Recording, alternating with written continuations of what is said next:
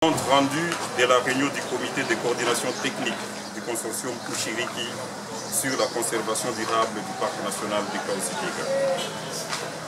Dans le cadre de la conservation durable du parc national du Kahuzi-Biega, il s'est tenu en date du 16 au 17 juillet 2024 à l'hôtel Elisabeth de Bukavu, province du Sud Kivu, République démocratique du Congo, la réunion du comité de coordination technique du consortium Ushiriki comme consortium des organisations de conservation des grands singes. Cette rencontre a été organisée sous l'égide de Jane Goodall Institute en collaboration avec la direction provinciale de l'Institut congolais de conservation de la nature, ICCN Sud Kivu. Conformément à sa composition, les structures suivantes ont été représentées. Le ministère provincial de l'Environnement et Économie verte du Sud Kivu, la direction provinciale de l'ICCN, la division provinciale de l'environnement et développement durable, le parc national de Kahuzi-Biega, la réserve nationale d'Itombwe, les centres de recherche en sciences naturelles Luiro, la société civile environnementale, les organisations de conservation dont Jane Goodall Institute, GRAS, BirdLife International, PASA, Strong Roots et WCS. Rappelons que le parc national de Kahuzi-Biega est un site du patrimoine mondial, regorgeant une riche biodiversité d'importance capitale pour l'humanité entière à travers ses services écosystémiques. Malheureusement, il fait actuellement face à des pressions d'origine anthropique qui menacent son intégrité et qui pourraient causer son déclin. C'est pour faire face à cette situation que le consortium Ushiriki a organisé ses assises afin de proposer des solutions idoines pour assurer la protection de ces patrimoines d'intérêt général. Parmi les pressions enregistrées figurent notamment la déforestation, l'exploitation minière, le braconnage, la présence des installations humaines, l'agriculture et j'en passe. Ces pressions sont pour la plupart dues aux intérêts égoïstes parce que la destruction de ces parcs ne profite qu'aux destructeurs, mais ses conséquences impactent toute l'humanité. Au regard de la gravité de la situation, il est ressorti des échanges entre experts de la conservation les constats ci-dessus. L'occupation du parc national par les tiers est à la base de l'insécurité dans et autour du parc.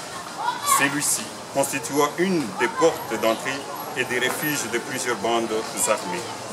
La perte des grands singes et de leur habitat, les tarissements de certains affluents et rivières alimentant les lacs Kivu à la suite de la déforestation du parc, les conflits intercommunautaires conduisant parfois à des pertes en vies humaines, la prolifération des maladies zoonotiques comme les monkeypox. Et face à cette situation, croiser les bras et ne rien faire serait être complice et agir et un aveu d'impuissance.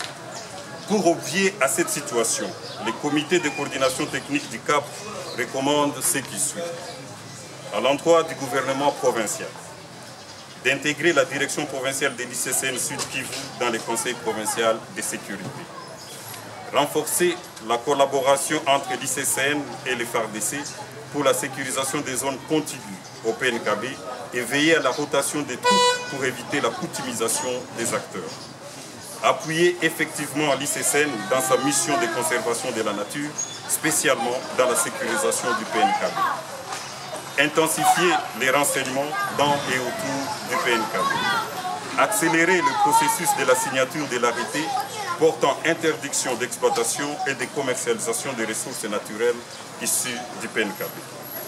À l'endroit de l'ICCN, de renforcer son leadership dans la surveillance du PNKB pour des actions rapides et appropriées.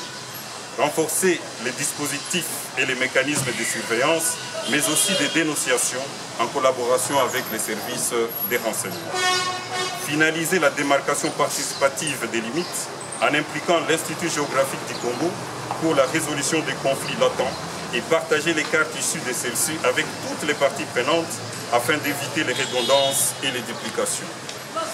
Sensibiliser et coopérer avec les communautés locales et inclure les peuples autochtones pygmées et appliquer les différentes résolutions pour ce qui concerne cette dernière catégorie. Promouvoir et renforcer davantage l'application de la loi dans les PNKB en collaboration avec les organes habilités. tenir compte des compétences dans les nominations à des postes clés de responsabilité, en particulier celui qui concerne la lutte anti-braconnage. À l'endroit de WCS, apporter à l'ICCN un soutien financier et matériel en matière d'application de la loi. Améliorer la communication en mettant les informations à la disposition des acteurs en temps utile afin que ces derniers contribuent à la sécurisation du PNKB. Consolider les dispositions en place pour assurer à l'ICCN l'autonomie d'action en matière de surveillance et de lutte contre les braconnages. Organiser régulièrement les réunions au COCOSI en impliquant tous les acteurs concernés. À l'endroit des communautés, dénoncer tout mouvement suspect dans et autour du PNKB. Fournir des informations fiables, crédibles et sincères lors des enquêtes et ne pas se laisser manipuler par tout type de leadership. S'abstenir des incursions et des activités illégales dans le PNKB. Pour ce qui concerne le consortium Ushiriki, nous nous engageons à traiter les grandes résolutions issues du CCT lors de la réunion du comité d'honneur qui sera organisée très prochainement à Kinshasa. Produire une note technique à soumettre à la direction générale de l'ICCN, d'appuyer l'ICCN dans la mise en œuvre de ces outils de gestion, faire un plaidoyer en faveur de l'appui institutionnel aux coordinations de l'environnement et aux directions provinciales de l'ICCN. Assurer un suivi permanent des résolutions prises au cours des différentes réunions. Et à l'endroit des différentes parties prenantes mentionnées, nous leur recommandons de mettre en place une plateforme de collaboration entre les différents services en charge de l'application de la loi relative à la conservation de la nature. À l'issue de cette réunion, les participants se sont engagés à faire le suivi des différentes recommandations et d'en discuter avec les autorités compétentes au niveau national. Il convient de noter que les travaux se sont déroulés dans un esprit de cordialité et de responsabilité. Ainsi fait à Bukavu le 17 juillet 2024. J'ai dit et je vous remercie.